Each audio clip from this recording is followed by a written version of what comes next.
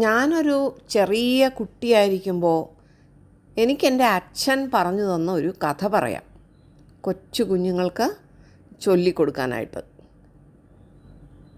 കഥയുടെ പേര് വിറകുവെട്ടുകാരനും വനദേവതയും. ഒരിടത്തൊരിടത്ത് ഒരു വിറക് വെട്ടുകാരനുണ്ടായിരുന്നു. അയാൾ താമസിച്ചിരുന്നത് കാട്ടിൻ്റെ അടുത്താണ് കേട്ടോ. അപ്പോൾ കാട്ടിലേക്ക് എന്നും വിറക് വെട്ടുകാരൻ തൻ്റെ കോടാലിയും എടുത്തുകൊണ്ട് വിറക് വെട്ടാൻ പോകും. ഒരു ദിവസം അങ്ങനെ വിറക് വെട്ടുകാരൻ കാട്ടിൽ വിറക് വെട്ടിക്കൊണ്ട് നിൽക്കുകയായിരുന്നു. അപ്പോൾ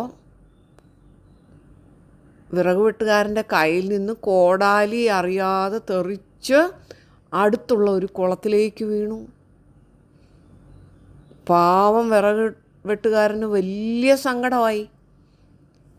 അപ്പോൾ ആ കുളത്തിലാണെങ്കിൽ ഒരുപാട് ചെളിയും ഒക്കെ ഉണ്ട്, അതിലേക്ക് ഇറങ്ങാനും പറ്റില്ല. അപ്പോൾ വിറക് വെട്ടുകാരൻ ആ കുളത്തിൻ്റെ കരയിലിരുന്ന് കരഞ്ഞു. അയ്യോ, എൻ്റെ കോടാലി തെറിച്ച് വെള്ളത്തിൽ പോയല്ലോ, ദൈവമേ, ഇനി ഞാൻ എന്തു ചെയ്യും? ഞാൻ എങ്ങനെ ജീവിക്കും? ഞാനിനി എങ്ങനെ വിറക് വെട്ടും?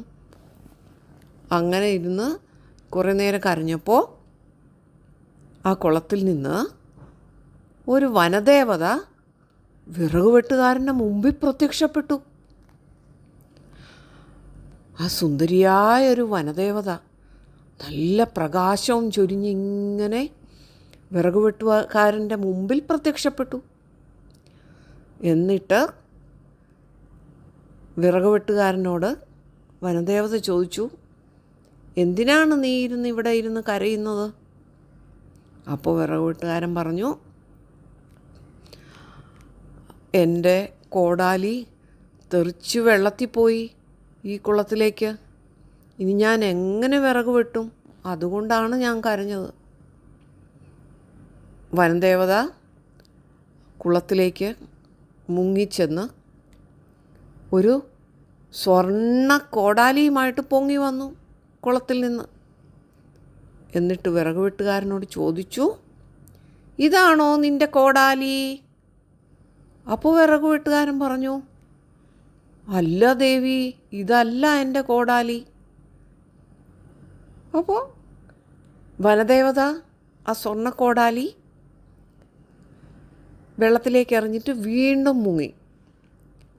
എന്നിട്ട് ഒരു വെള്ളി കോടാലി മുങ്ങിയെടുത്തിട്ട് വിറക് വെട്ടുകാരനെ കാണിച്ചിട്ട് ചോദിച്ചു, ഇതാണോ നിൻ്റെ കോടാലി? അപ്പോൾ വിറക് വെട്ടുകാരൻ പറഞ്ഞു, അയ്യോ, ഇതല്ല ദേവി എൻ്റെ കോടാലി. അപ്പോൾ ദേവി അതും വെള്ളത്തിലേക്ക് എറിഞ്ഞിട്ട് വീണ്ടും വെള്ളത്തിലേക്ക് മുങ്ങിപ്പോയിട്ട് ഒരു ഇരുമ്പ് കോടാലിയായിട്ട് പൊങ്ങി വന്നു. എന്നിട്ട് വിറക് വെട്ടുകാരനോട് ചോദിച്ചു, ഇതാണോ നിൻ്റെ കോടാലി? വിറക് വെട്ടുകാരന് വലിയ സന്തോഷമായി. അതുതന്നെയായിരുന്നു വിറക് വെട്ടുകാരൻ്റെ കോടാലി. വിറക് വെട്ടുകാരൻ പറഞ്ഞു, അതെ അതെ ദേവി, ഇത് തന്നെയാണ് എൻ്റെ കോടാലി. അപ്പോൾ വനദേവത ഒന്ന് പുഞ്ചിരിച്ചു. എന്നിട്ട് വനദേവത ആ 3 കോടാലിയും, വിറക് വെട്ടുകാരൻ്റെ ഇരുമ്പ് കോടാലി, പിന്നെ വനദേവത മുങ്ങിയെടുത്ത വെള്ളി കോടാലിയും സ്വർണ്ണ കോടാലിയും, അപ്പോൾ അത് രണ്ടും ചേർത്ത് അങ്ങനെ 3 കോടാലി വിറക് വെട്ടുകാരന് വനദേവത കൊടുത്തു. വനദേവത കൊടുത്ത കോടാലികളെല്ലാം വാങ്ങി സന്തോഷമായിട്ട് വിറക് വെട്ടുകാരൻ തൻ്റെ വീട്ടിലേക്ക് മടങ്ങിപ്പോയി. അപ്പോൾ ഈ കഥ വിറക് വെട്ടുകാരൻ്റെ ഒരു കൂട്ടുകാരൻ അറിഞ്ഞു. അപ്പോൾ ഈ കൂട്ടുകാരൻ ഒരു ഇരുമ്പ് കോടാലി വാങ്ങിയിട്ട് വനത്തിനുള്ളിൽ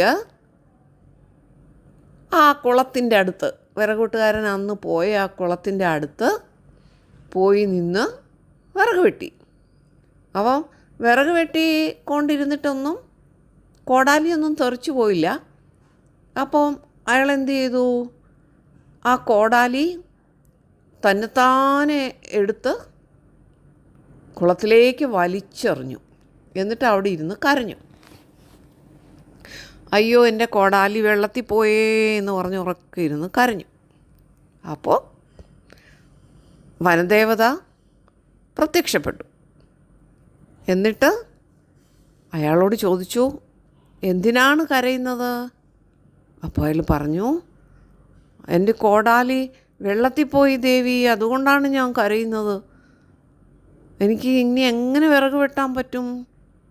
അപ്പോൾ അത് കേട്ടിട്ട് വനദേവത ആ കുളത്തിലേക്ക് മുങ്ങി ആ തെറിച്ചു പോയ ഇരുമ്പ് കോടാലി തന്നെ എടുത്തുകൊണ്ട് പൊങ്ങി വന്നിട്ട്, ഇതാണോ നിൻ്റെ കോടാലി എന്ന് ചോദിച്ചു. അപ്പോൾ വിറകുവെട്ടുകാരൻ പറഞ്ഞു, അല്ലല്ല, അതല്ല എൻ്റെ കോടാലി. കള്ളാണ് കേട്ടോ, പറയുകയാണേ, അല്ലല്ല, അതല്ല എൻ്റെ കോടാലി. അപ്പോൾ വനദേവത വീണ്ടും മുങ്ങിയിട്ട് ഒരു വെള്ളിക്കോടാലി എടുത്തുകൊണ്ട് വന്ന് അയാളെ കാണിച്ചിട്ട് ചോദിച്ചു, ഇതാണോ നിൻ്റെ കോടാലി? അപ്പോൾ അയാൾ വീണ്ടും പറഞ്ഞു, അല്ലല്ല, ഇതും അല്ല എൻ്റെ കോടാലി. അപ്പോൾ വനദേവത വീണ്ടും മുങ്ങിയിട്ടൊരു കോടാലി എടുത്തുകൊണ്ട് വന്ന് കാണിച്ചു. അതൊരു സ്വർണ്ണ കോടാലിയായിരുന്നു. അപ്പോൾ വിറകുവെട്ടുകാരനോട് ചോദിച്ചപ്പോൾ വിറകുവെട്ടുകാരൻ പറഞ്ഞു, ആ, ഇത് തന്നെയാണ് എൻ്റെ കോടാലി എന്ന് പറഞ്ഞു. വനദേവത ദേഷ്യത്തോടെ ആ 3 കോടാലിയും വലിച്ച് വെള്ളത്തിലേക്ക് എറിഞ്ഞു. എന്നിട്ട് ദേഷ്യത്തോടെ അയാളോട് പറഞ്ഞു, കള്ളം പറയാൻ ശീലിക്കാതെ സത്യം പറയാൻ ശീലിക്കൂ. ഈ കാട് വിട്ട് ഇപ്പോഴേ പൊയ്ക്കൊള്ളുക. വിറകുവെട്ടുകാരൻ നിരാശയോടുകൂടി വനത്തിൽ നിന്ന് വീട്ടിലേക്ക് നടന്നുപോയി.